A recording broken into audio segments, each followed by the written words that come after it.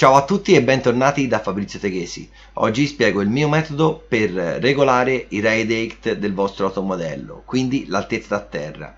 Spiego anche quali sono le differenze di regolazione di questo importantissimo parametro nel vostro automodello e quali sono i giusti punti per leggere correttamente i miei setup, quindi da dove io prendo l'altezza da terra sia nella parte anteriore che nella parte posteriore del modello. Andiamo a vedere come si fa.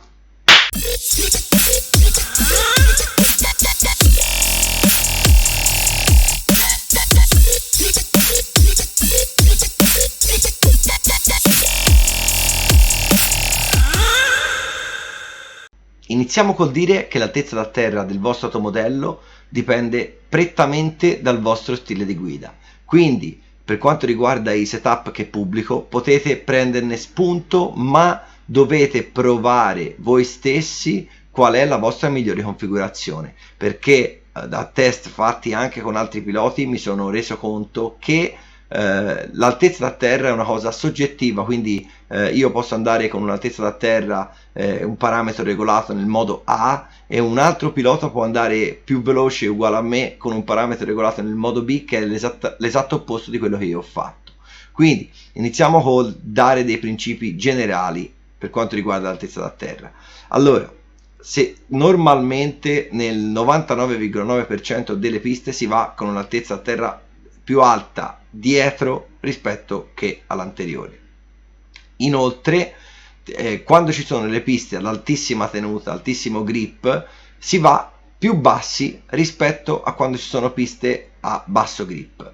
Quindi il principio generale, questo funziona praticamente per tutti, è di andare con un'altezza a terra più bassa quando c'è alto grip e con un'altezza da terra più alta quando c'è basso grip. Inoltre dovete stare attenti alla differenza tra l'anteriore e il posteriore. Per esempio, con la vecchia MP9 io utilizzavo una differenza di 3 mm, 4 mm o 2 mm tra anteriore e posteriore, mentre con la MP10 uso veramente tanta differenza, in quanto il mio setup di partenza è 22 all'anteriore e 28 al posteriore.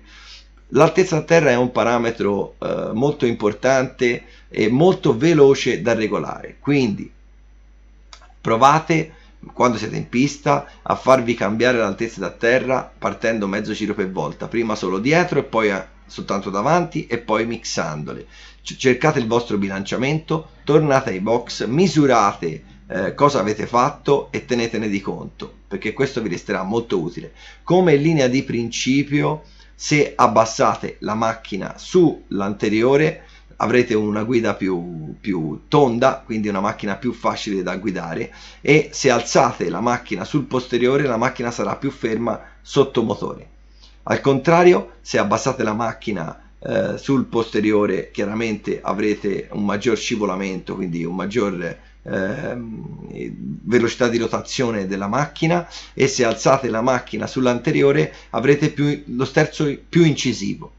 Quindi, sapendo questi parametri, sapendo che l'altezza da terra va variata in base al vostro stile di guida, andate in pista, fate le vostre prove e trovate il vostro miglior compromesso. Da dove prendo io l'altezza da terra? Andiamo a vedere. Io prendo l'altezza da terra per quanto riguarda l'avantreno dal punto appena successivo alla piega del telaio, mentre per quanto riguarda il retrotreno subito dopo la fine del consumo, quindi in pratica in corrispondenza delle due biti di serraggio della cellula più avanzate.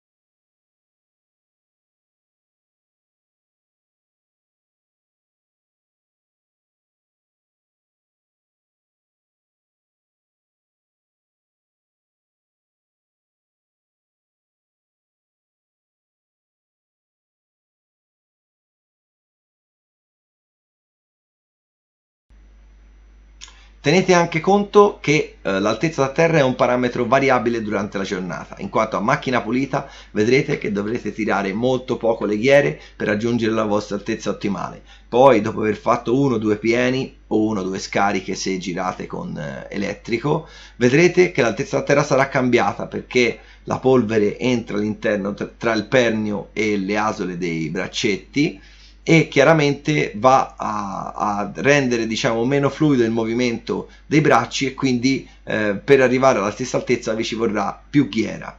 Quindi controllate tutte le volte che scendete in pista la vostra altezza da terra e settatela secondo i parametri da voi scelti, con i quali vi trovate bene e guidate in modo semplice ed efficace. Bene ragazzi, come al solito spero di esservi rimasto utile con questo video. Se avete domande o avete bisogno di chiarimenti potete scrivermi qua sotto nei commenti, oppure contattarmi attraverso la mia pagina Facebook Fabrizio Teghesi RC, oppure attraverso il mio sito internet www.fabrizioteghesi.com. Ciao, a presto!